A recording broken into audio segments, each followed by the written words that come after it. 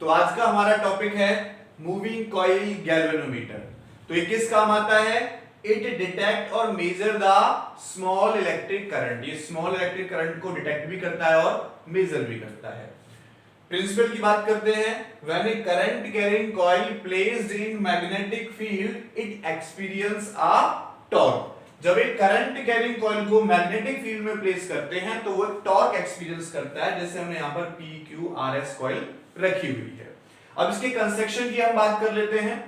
तो देखो कंस्ट्रक्शन क्या कहता है इसका, यहां पर डायग्राम मैंने बनाया हुआ है। तो ये मेरे पास एक कॉपर वायर की कॉइल है पी क्यू आर एस और इसमें काफी सारे टर्न है। इसके बाद ये हमने यहां पर एक कॉनकेव मिरर लगाया हुआ है जो हमारे पास डिफ्लेक्शन को मेजर करेगा। यहां पर एक फॉस्फर ब्रॉन्ज की स्ट्रिप है, ठीक है, और ये टॉर्सन 1 से हमारा वायर कनेक्ट है। उसके बाद इस कॉइल में से एक हेयर टाइप स्प्रिंग, ठीक है, इससे हमारे पास यहां पर एक दूसरे टॉर्सन से कनेक्ट है। जब इसको हम किसी सर्किट में जोड़ते हैं तो सीरीज में जोड़ते हैं और कनेक्शन हमारा उसका यहां से करंट पास हो जाता है और यहां इस टॉर्सन से हम करंट वापस ले लेते हैं और सीरीज में हम इसको लगा देते हैं। ओके, तो यहां पर जो मैंने ये यूज किया है L, ये मेरे पास सॉफ्ट आयरन कोर है। तो ये सॉफ्ट आयरन कोर हम क्यों यूज करते हैं? मैग्नेटिक फील्ड को रेडियल बनाने के लिए हम इसका यूज करते हैं, यानी ऑलवेज वो रेडियस के अलोंग हो और ऑलवेज जो मैग्नेटिक फील्ड है, ये आपको दिख रहा है PQRS, इसके प्लेन में हो, ठीक है। अगर ऐसा होगा, प्लेन में होगा, तो जो मैग्नेटिक फील्ड होगी वो मैक्सिमम होगी और मैग्नेटिक फील्ड मैक्सिमम होगी तो डिफ्लेक्शन हमारा ज्यादा होगा और ज्यादा सेंसिटिव गैल्वेनोमीटर हमारे पास होगा। ओके, चलो इसका मैं टॉप व्यू आपको दिखा देता हूं। ये गैल्वेनोमीटर ऐसे है, इसका अगर मैं टॉप व्यू देखता हूं तो ये जो सिलेंडर है, ठीक है, सिलेंडर टाइप का हमने कोर लिया हुआ है, तो ये आपको राउंड आउट ऐसे दिखेगा। ये जो मेरे पास मैग्नेट है, नॉर्थ पोल यहां दिखेगा और साउथ पोल यहां पर आपको ऐसे दिखेगा। तो टॉप व्यू अगर मैं यहां पर बनाता हूं तो देखो ये मेरे पास यहां पर सॉफ्ट आयरन कोर का टॉप व्यू, क्योंकि सिलेंड्रिकल टाइप और सिलेंड्रिकल ऊपर से राउंड राउंड होता है, तो ये ऊपर वाला पार्ट मैंने यहां पर बनाया है। एंड ये मेरे पास यहां पर दोनों pole, north pole and south pole, मैं यहां पर बना देता हूं। ये नॉर्थ पोल हो गया और ये मेरे पास यहां से साउथ पोल हो गया। और ये जो स्ट्रिप है देखो इसके ऊपर से है, ये जो मेरे पास कॉइल है ये इसके ऊपर से है, तो ये कॉइल को मैंने इस टाइप से यहां बना दिया ऐसे करके। ये मेरे पास PQRS वाली जो कॉइल है इसका टॉप व्यू हम देख रहे हैं, ये जरूर याद रखें यहां पर आप, ठीक है। ये इधर नॉर्थ पोल, इधर साउथ पोल। अब मैग्नेटिक फील्ड इसकी वजह से, सॉफ्ट आयरन कोर की वजह से ऑलवेज इस सॉफ्ट आयरन कोर के नॉर्मल रहती है, यानी यहां से मैग्नेटिक फील्ड आएगी नॉर्मली आएगी, यहां से मैग्नेटिक फील्ड जाएगी नॉर्मली जाएगी, यहां से इस टाइप से मैग्नेटिक फील्ड नॉर्मली जाएगी, ठीक है, यहां से ऐसे नॉर्मली जाएगी इस सरफेस के नॉर्मली। तो इस टाइप से मैग्नेटिक फील्ड जो होती है वो क्या रहती है बच्चों? नॉर्मल रहती है इस सरफेस के, और नॉर्मल रहने से मैग्नेटिक फील्ड इसके प्लेन में रहती है और प्लेन में रहने से जो टॉर्क है वो मैक्सिमम होता है। देखो according to Fleming left hand rule की अगर मैं बात करता हूं तो ये मेरे पास मैग्नेटिक फील्ड को शो कर रहा है। करंट कहां है बच्चों? नीचे की तरफ है। फोर्स कहां लग रहा है? बाहर की तरफ लग रहा है। अगर ये घूमेगा भी, ये कॉइल घूम के यहां भी पहुंची तो यहां भी नॉर्मल रहेगा, मैक्स और एंगल कितना बनेगा? 90 का बनेगा। अगर मैं टॉर्क निकालूंगा तो एंगल 90 का बनेगा, टॉर्क 90 पर क्या होगा? मैक्सिमम होगा। तो टॉर्क क्या रहेगा? मैक्सिमम रहेगा, ठीक है। जैसे अगर मैं बात करता हूं, देखो ये कॉइल यहां से रोटेट करेगी क्योंकि according to Fleming left hand rule magnetic field इधर, करंट इधर, फोर्स इधर, तो ये फोर्स इसको इधर रोटेट कराएगा। और इसकी अगर मैं बात करता हूं इस वाले में, तो देखो मैग्नेटिक फील्ड इधर और करंट ऊपर, फोर्स अंदर की तरफ, तो एक फोर्स इधर लग रहा है, एक फोर्स इधर लग रहा है, जिसकी वजह से क्या होगा? ये रोटेट करेगी। रोटेट करेगी तो क्या होगा? इसमें टॉर्क होगा, जो हमारा प्रिंसिपल कहता है, ठीक है। When A current carrying coil placed in magnetic field experience A torque. और टॉर्क हम निकाल चुके हैं, जो एक्सपीरियंस करता है, कितना एक्सपीरियंस करता है बच्चों? Torque experienced bye coil in magnetic field, तो टॉर्क इक्वल टू होता है NIAB sin थीटा। अब मैं यहां पर थीटा देखूंगा, थीटा किस किस के बीच में, देखो यहां पर क्या आ रहा है, एरिया आ रहा है, बी आना है, इन दोनों के बीच में है। तो अगर इस कॉइल के का एरिया मैं निकालता हूं तो कैसे होगा, परपेंडिकुलर होगा, है ना।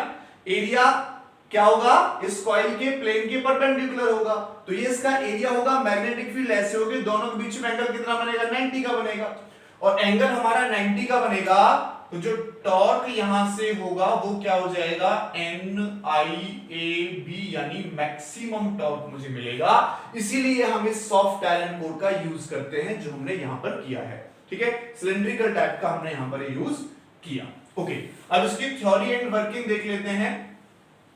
जैसा हमने अभी डिस्कस किया थ्योरी एंड वर्किंग में, कि ये जो कॉइल हमने यहां पर लगाई है ये टॉर्क एक्सपीरियंस करेगी, ठीक है। तो इसकी थ्योरी हम यहां से देख लेते हैं, क्या यूज करेगा यहां पर हमारे पास, मैक्सिमम टॉर्क। ओके, अब ये कॉइल ऐसे है, आफ्टर सम टाइम जब फोर्स इधर लग रहा है, यहां से इधर लग रहा है, तो ये रोटेट करेगी, ऐसे आएगी, तो ये टॉर्क हो गया। लेकिन जब करंट फ्लो होना बंद होगा तो वापस भी जाएगी, ठीक है, तो वापस जाएगी तो क्या होगा, रिस्टोरिंग टॉर्क हमारा काम करेगा। तो अगर मैं लेट कर लेता हूं, let theta be the twist, ठीक है, इसमें जो एंगल बना वो कितना बना, थीटा बना, एंड स्मॉल के बी द रिस्टोरिंग टॉर्क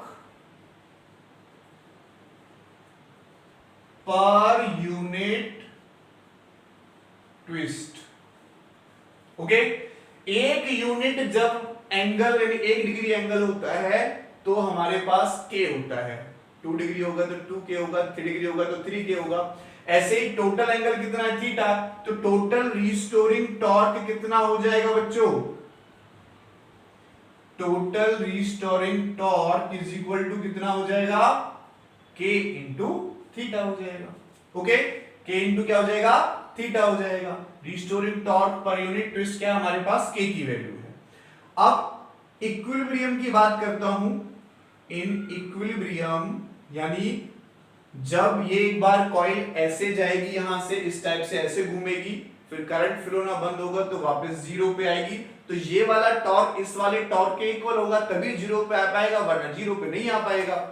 तो इन दोनों को मैं इक्वल पुट कर लेता हूं, यानी NIAB मेरा इक्वल टू हो जाएगा बच्चों के थीटा के, और यहां से अगर मैं करंट निकालता हूं तो करंट इज इक्वल टू हो जाएगा के थीटा अपॉन NAI।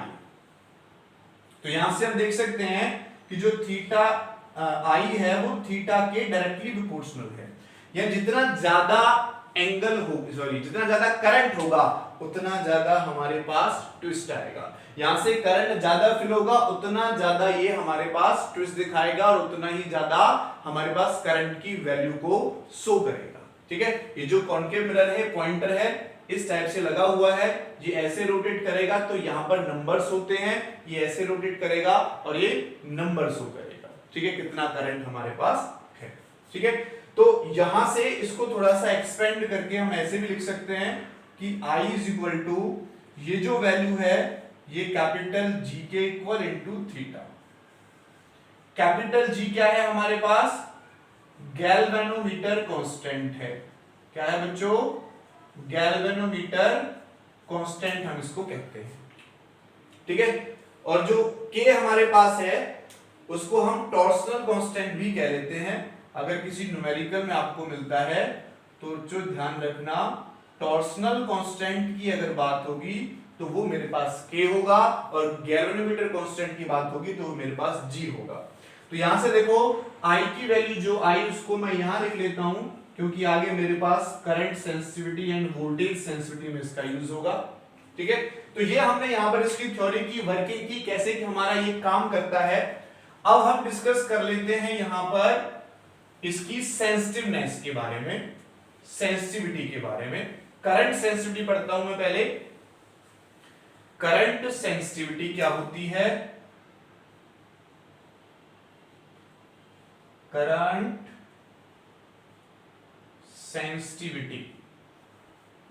तो करंट सेंसिटिविटी क्या होती है बच्चों? करंट सेंसिटिविटी का मतलब होता है, देखो सेंसिटिविटी का मतलब क्या होता है? सेंसिटिविटी का मतलब होता है कि अगर आपने एक ऐड देखी होगी जिसमें अगर ठंडा है या गर्म है वो लेते हैं तो दांतों में झंझनाहट, है ना? आपने ऐड देखी होगी, गर्म या ठंडे से दांतों में क्या आती है? झंझनाहट आती है। ठीक है, तो वो क्या है कि थोड़ा सा भी गर्म या थोड़ा सा भी ठंडा दांतों में लगा तो दांत जो भी उसमें प्रॉब्लम हुई है वो ज्यादा सेंसिटिव है ठंडे और गर्म के लिए। ऐसे यहां पर ज्यादा सेंसिटिवनेस का मतलब क्या होगा कि अगर थोड़ा सा भी करंट होता है तो ये डिफ्लेक्शन शो करे, कॉइल रोटेट करे। थोड़ा सा भी करंट होगा तो ये डिफ्लेक्शन शो करेगा, तो ये हमारे पास क्या होगा? गैल्वेनोमीटर होगा। क्या होगा बच्चों? गैल्वेनोमीटर हमारे पास यानी ज्यादा सेंसिटिव होगा। तो करंट सेंसिटिव क्या होती है? करंट सेंसिटिविटी हमारे पास होती है IS से मैं शो कर रहा हूं, ट्विस्ट यानी deflection produce in the galvanometer per unit current. कितना करंट फ्लो होने से कितना ट्विस्ट होगा, यही सेंसिटिविटी है। कितना गर्म या थोड़े से भी गर्म या ठंडे से क्या होगा? ट्विस्ट होगा। तो थोड़े से भी करंट से क्या होना चाहिए? डिफ्लेक्शन होना चाहिए। और देखो I की वैल्यू क्या है? अगर I की वैल्यू मैं यहां से पुट कर लेता हूं तो थीटा अपॉन, सॉरी ये G नहीं है, ये K था, सॉरी, तो क्या हो जाएगा? K थीटा और N A B ऊपर चला जाएगा, थीटा से थीटा कटेगा तो करंट सेंसिटिव मुझे मिल जाती है बच्चों N A B upon K के इक्वल। ये करंट सेंसिटिविटी आई है। ठीक है, current sensitivity directly proportional to theta के है। ट्विस्ट जितना ज्यादा होगा करंट उतना ज्यादा, करंट जितना ज्यादा होगा ट्विस्ट उतना ज्यादा होगा। अब मैं यहां पर बात कर लेता हूं वोल्टेज सेंसिटिविटी की। तो वोल्टेज सेंसिटिविटी क्या होती है बच्चों? सिमिलरली, ठीक है, I इसमें VS से शो कर लेंगे, ट्विस्ट पर यूनिट वोल्टेज। अब यहां पर जो वोल्टेज होगी ओम्स लॉ से क्या हो जाएगी? IR हो जाएगी। और I की वैल्यू मैं यहां पर पुट करूंगा तो क्या हो जाएगा? NAB अपॉन कितना हो जाएगा बच्चों? यहां से NAB अपॉन, वहां देखो लास्ट में बस यहां पर K इंटू R और आ जाएगा। तो ये मेरे पास क्या हो जाएगी? वोल्टेज सेंसिटिविटी हो जाएगी। क्या हो जाएगी? Voltage sensitivity. अब मैं गैल्वेनोमीटर की सेंसिटिविटी की बात कर लेता हूं कि सेंसिटिविटी गैल्वेनोमीटर की किस किस पर अफेक्ट करती है। सेंसिटिविटी किस किस पर अफेक्ट करती है? तो sensitivity, conditions for sensitivity of galvanometer discuss कर लेते हैं। Conditions for sensitivity of galvanometer. ठीक है, कंडीशंस हम यहां पर इसकी डिस्कस कर लेते हैं। क्या क्या कंडीशंस हैं? Conditions for sensitivity of galvanometer. तो एक चीज मैं आपको बता दूं कि जो सेंसिटिविटी होगी गैल्वेनोमीटर की, सेंसिटिविटी वो डायरेक्टली प्रोपोर्शनल होगी थीटा के। यानी डिफ्लेक्शन जितना ज्यादा होगा उतनी सेंसिटिविटी ज्यादा होगी। और यहां से देखो अगर मैं थीटा की वैल्यू निकालूं बच्चों तो थीटा की वैल्यू क्या हो जाएगी? NAB divided by K into I। यानी ये 5 फैक्टर्स पर डिपेंड कर रहा है। फर्स्ट फैक्टर यानी थीटा डायरेक्टली प्रोपोर्शनल है N के। ठीक है, जितना ज्यादा नंबर ऑफ टर्न्स होंगे उतना ज्यादा ट्विस्ट होगा, और जितना ज्यादा ट्विस्ट होगा उतना ही ज्यादा हमारे पास सेंसिटिविटी बढ़ेगी। Okay, second factor directly proportional to area. Area जितना ज्यादा होगा लेकिन बहुत ज्यादा भी नहीं होना चाहिए, उतना ही ट्विस्ट हमारे पास ज्यादा होगा, डिफ्लेक्शन ज्यादा होगा, उतनी ज्यादा गैल्वेनोमीटर की सेंसिटिविटी बढ़ेगी। थर्ड फैक्टर हमारे पास आता है मैग्नेटिक फील्ड। तो मैग्नेटिक फील्ड जितनी ज्यादा होगी उतना ही ट्विस्ट ज्यादा होगा और सेंसिटिविटी ज्यादा होगी। एंड फोर्थ फैक्टर हमारे पास आता है करंट, यानी theta directly proportional to current. Current जितना ज्यादा उतना ज्यादा डिफ्लेक्शन और सेंसिटिविटी भी ज्यादा। एंड फिफ्थ फैक्टर आता है के जितना कम होगा, restoring torque per unit twist जितना कम होगा उतना ही थीटा हमारे पास ज्यादा होगा। ठीक है, तो ये क्या होगा? Theta is inversely proportional to 1 by k। Okay, तो गैल्वेनोमीटर में इतना ही। थैंक यू सो मच, मिलते हैं नेक्स्ट टॉपिक में।